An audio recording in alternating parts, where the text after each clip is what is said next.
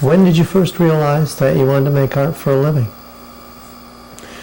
For a living? Well, I have considered myself a professional artist since probably the second year of college, which was back in '62, I believe.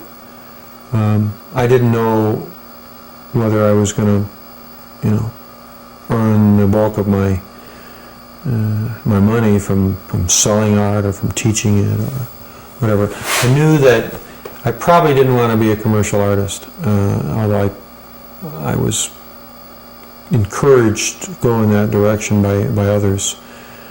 And I think I could probably do it. I think I have a good head for that kind of, idea making.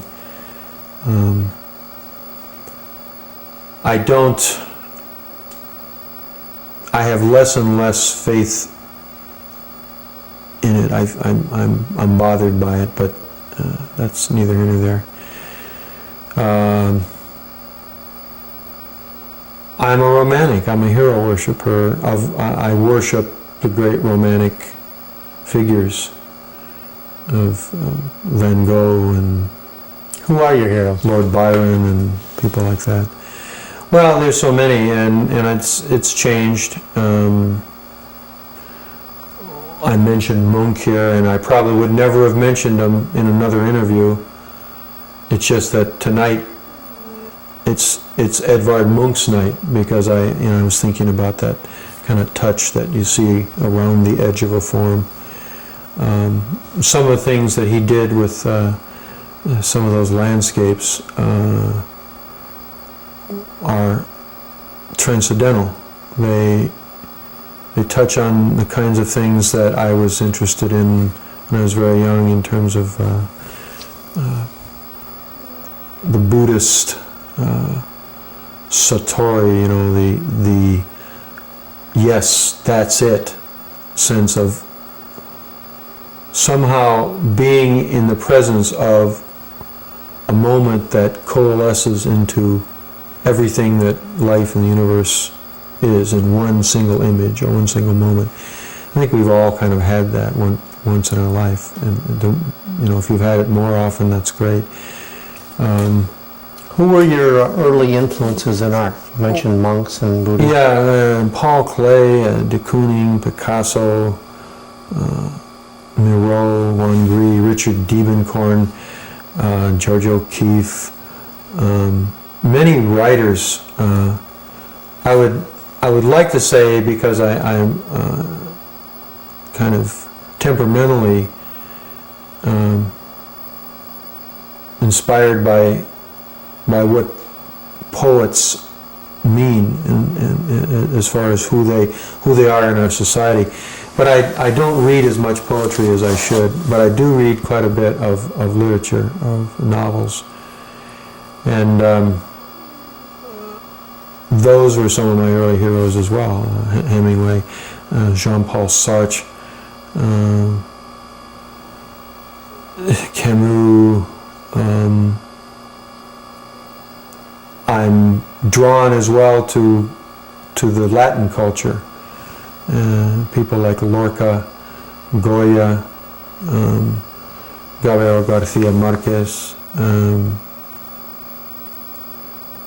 I'm particularly taken by the Peruvian writer Mario Vargas Llosa. I'm enormously impressed by that creative imagination, by the discipline. And my good friend Dennis Oppenheim is also an influence. His inventiveness, his ability to take something that in a way is kind of an internal conflict in a neurotic personality, but is at the same time somewhat universal, and then give it a form that is rather accessible, that with just a few clues you can get to, and at its best, it makes that same kind of sudden impact that those paintings of Munch can make. I love complexity, but I love the sudden impact. I love a movie, for instance, that I don't want to leave. There's a movie, a Polish film, and I can't even remember the director, but it was called the Zaragoza Manuscript. That was a story within a story within a story within a story, and I was so fascinated I did not want to leave the theater. And yet, the total experience was a single thing. It's that paradox of that sense of concentrated impact, and yet the complexity that is its many facets, its many sides. It's like a diamond is a single focused thing, but it has, if it didn't have all those facets, it wouldn't be that interesting. It's a paradox in some ways. When you look back on your life, your creative life, I got to say Matisse and Jasper Johns too. You know, they're very important. I'm just kind of sleepy, so. but you seem to be influenced by those outside of your craft. Is that? Well, that isn't too out of character.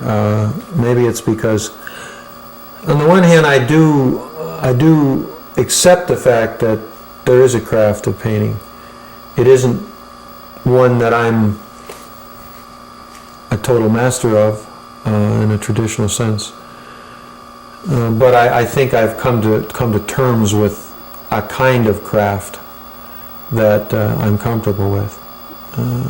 At the same time, because I'm not so craft driven, it's easier for me to look at people totally outside of my own area as being my heroes. Go ahead. Look back on your career for us, and do any milestones really stick out and become apparent to you?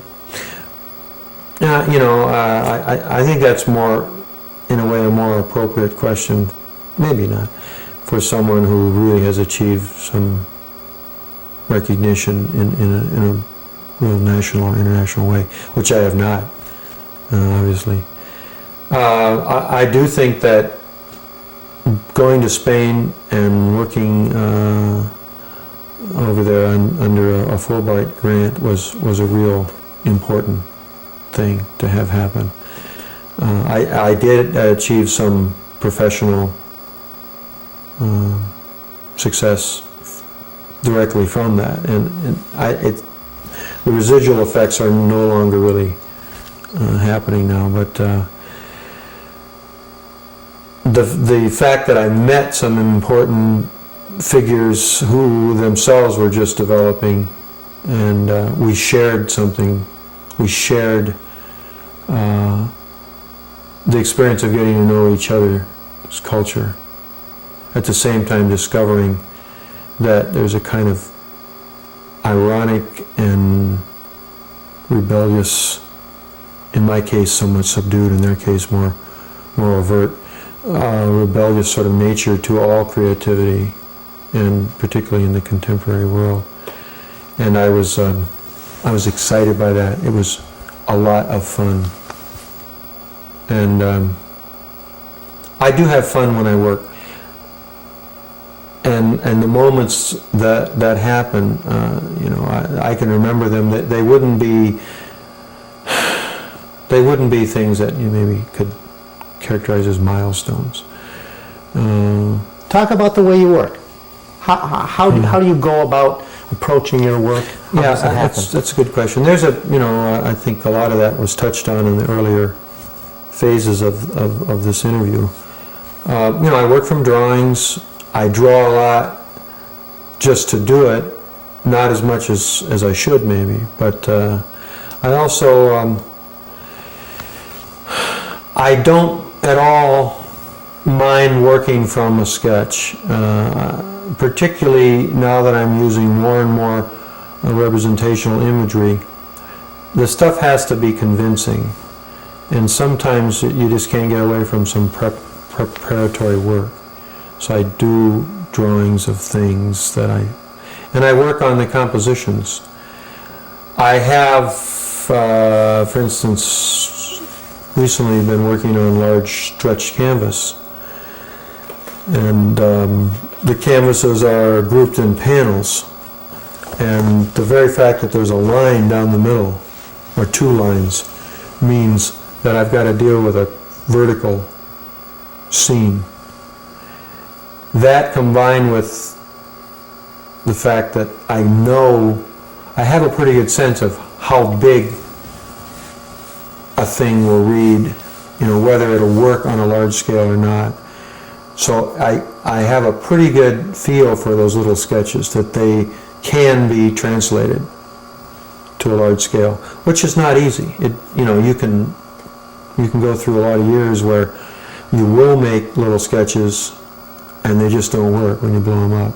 I think some of the experience I had, for instance, with you doing a stage set, I think that helped.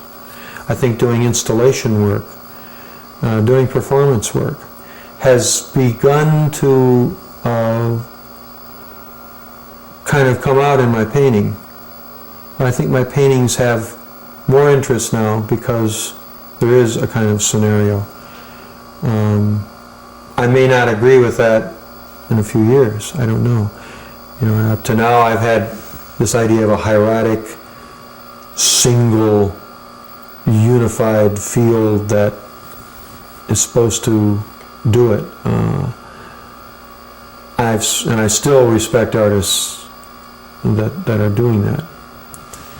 But I need more complexity, and part of that complexity comes from the idea of a sort of theatrical premise of a stage with things going on the stage, things leaving and things entering, and action either just completed or about to happen.